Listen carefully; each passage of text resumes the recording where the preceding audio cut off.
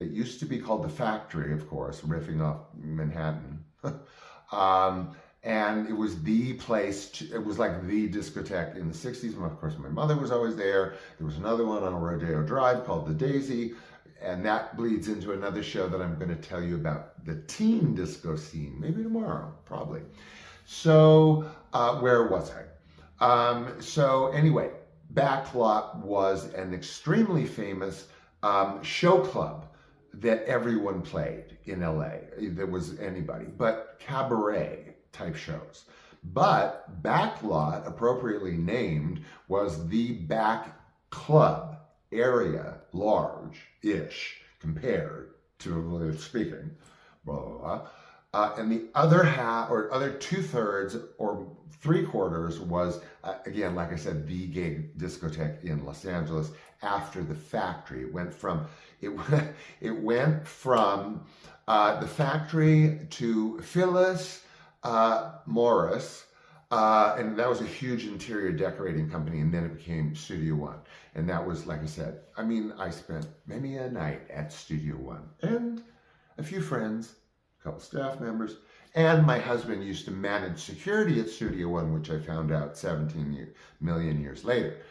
Anyway, so the BACKLOT had every act in town that was worth seeing. Very intimate, though. We had to go up, like, 3-story staircase. And it was confined to its own nightclub area, but there was full access to the gay discotheque. Now, but it was very, there was no security, but it was very, like, relegated to the back. And it, like I said, it was the place.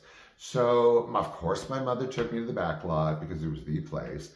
And 3 times. One was Waylon and Madam. Waylon and Madam, again, if you're of my age, you know who I'm talking about. It was a very famous, effeminate guy who was hysterical, who had an absolutely just like raunchy puppet that was fabulous older woman. Looked like God knows what. So there was that time, there was one other time, and then there was this time, which, is like a good example of the BACKLOT experience. Geraldine Fitzgerald was playing there, who was also, could do cabaret, like as many actresses do all the way through. But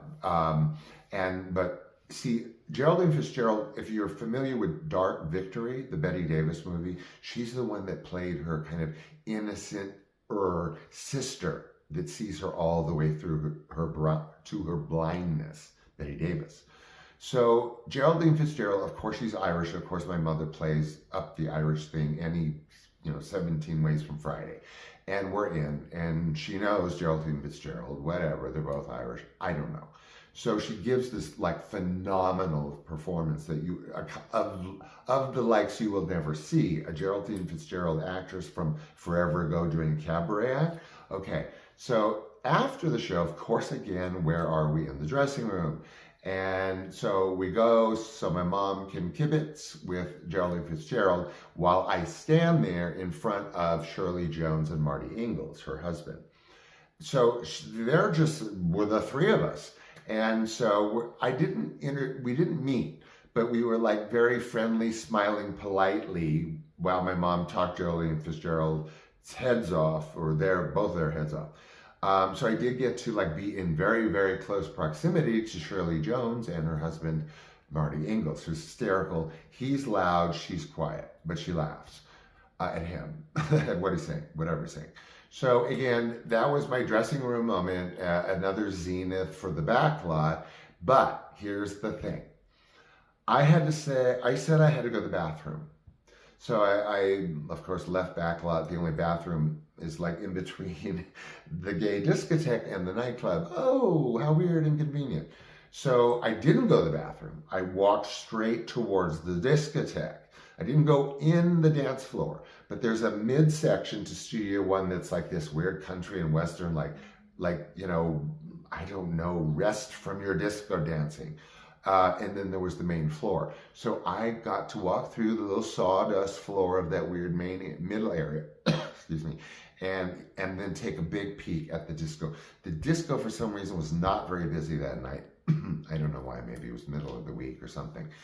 So I got my first glance at a gay discotheque until really, aside from those experiences at BACKLOT, I did not walk into a gay bar, much less club, until I turned 21. Of course, I did plenty non-gay evening things before then, but I turned 21.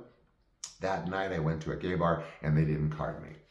And I walked in and I'm like, is that all there is? Like, much like Peggy Lee, for those, again, familiar. So that's my show for tonight. I can't go any further because I'm already going over and over and over. So I hope you enjoyed it. I hope I was true to my preview, and as always, as I always try to be. And again, I don't deserve you guys, but thank you for sharing today and my stories with me. All right? See you tomorrow. Bye.